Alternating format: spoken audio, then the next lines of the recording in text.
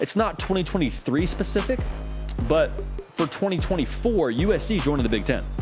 And we got to take a quick peek at what their schedule is going to look like. And y'all, it's brutal.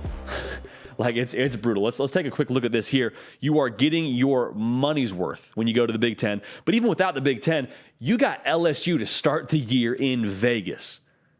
So yeah, you'll play Michigan. Yeah, you'll play Penn State. But oh, by the way, you got LSU and Notre Dame in your non-conference schedule.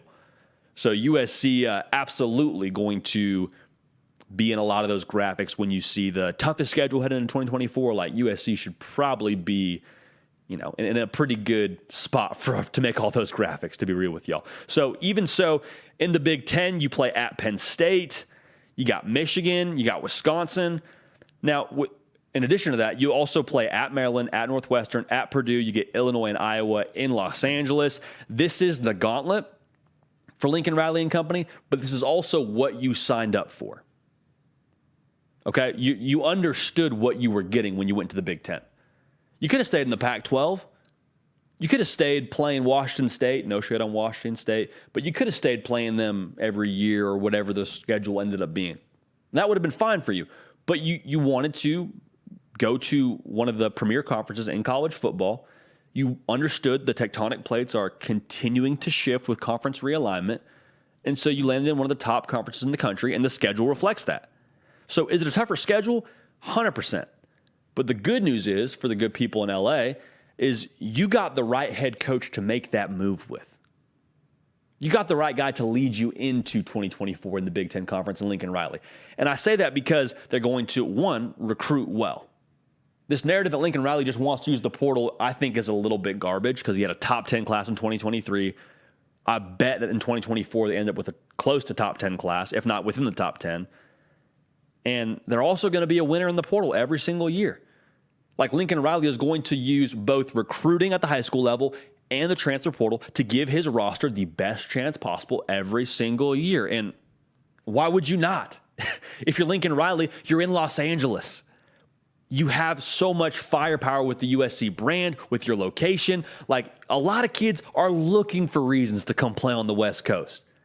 And now, with you going into Big Ten country, maybe that reach expands even a little bit more. And the reach is already solid. Like I said, a national brand for USC, but just keep an eye on how they recruit over the coming years, because I believe they're doing it with an eye towards the Big Ten. I mean, look at how the 2024 class is shaping up already. About half the class is what I call trench players, like guys that are going to contribute to moving the line of scrimmage, whether you're a tight end or you're an edge defender, offensive line, defensive line, obviously, like they are recruiting those positions, I believe, with a little bit of an extra care. And maybe I'm just kind of making something out of nothing, but I don't think I am. Because the Big Ten line of scrimmage league, so USC through the portal, and with what they've done on the recruiting trail, grabbing guys that are going to contribute to adding on the line of scrimmage.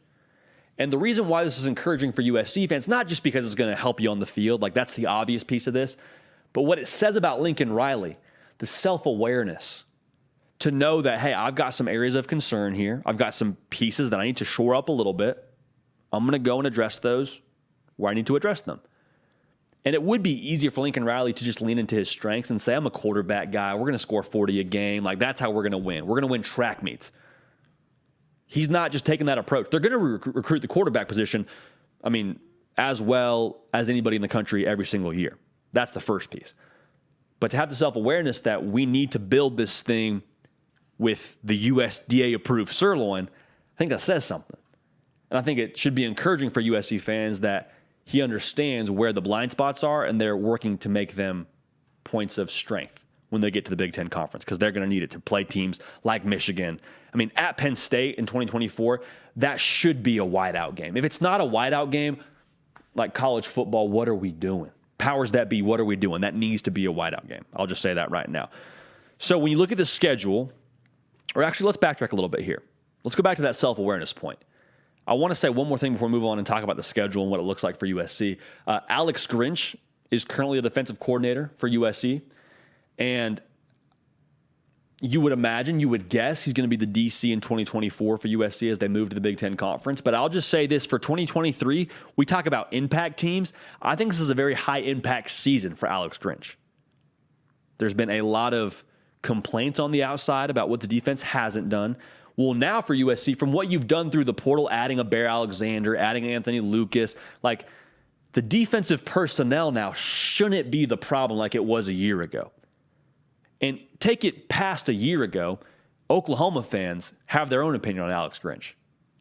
And I'll just leave it at that. So I'm not calling for anybody's job. We do not do that on this show. But I think this is a very big year for Alex Grinch to be able to put a solid product offensively for USC before they head to the Big Ten. All right, so we'll leave it at that. Now, as I was saying, don't view this schedule through the lens that we view it now as college football fans.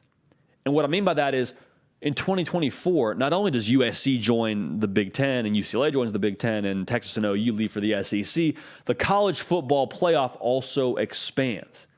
And so we're programmed to believe that you need to have no more than one loss.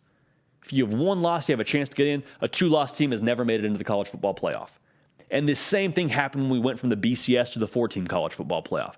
Previously, for the BCS, it was typically you had to run the table, be undefeated, and that was usually, I say usually, not all the time, usually that was the formula to end up playing for a national title.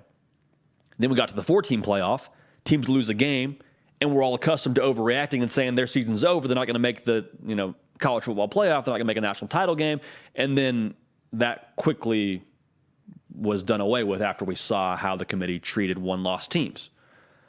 So when you look at USC's schedule, you're looking down that barrel and saying, we got to play LSU, and we got to play Michigan, and we got to go to Penn State. Like, I don't see how we get out of this thing, JD, with only one loss. Like, we can do it.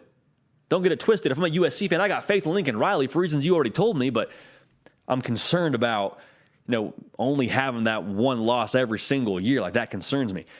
I believe that the committee is going to take a strength of record, strength of schedule into account when putting that 12-team format together. And I would just say this, if USC looks solid throughout the duration of the season and they look like one of the top 12 teams in the country, but they have 2 losses, one to LSU and one to Michigan, I would be very surprised if they're not in the college football playoff. So you look at this schedule, look at this gauntlet, and you start to get concerned. I would feel the other way. I would say, okay, we're corking the bat here to where if we do end up losing competitive games against these teams, those are about as good as losses you would assume in the country. And so now the plan is still to run the table and to go undefeated and all that, but I'm just saying for USC fans, I would not be overly concerned about making the college football playoff based on how that gauntlet's going to look. You signed up for this. You knew what you were getting into. It's one of the reasons why you went to the Big Ten, to be paid like the best, which is the TV money the Big Ten is getting. But I would say don't fret too much about the schedule. It's going to be awesome to watch as a college football fan. Lincoln Riley is the right guy to get you there. There's the self-awareness intact to build a roster and team that's going to be ready to go when you get to the Big Ten Conference. Hey, y'all, thanks so much for watching. Subscribe to the channel here to make sure you don't miss an episode of The Hard Count. Also, be sure to check out other videos on the On3 YouTube channel.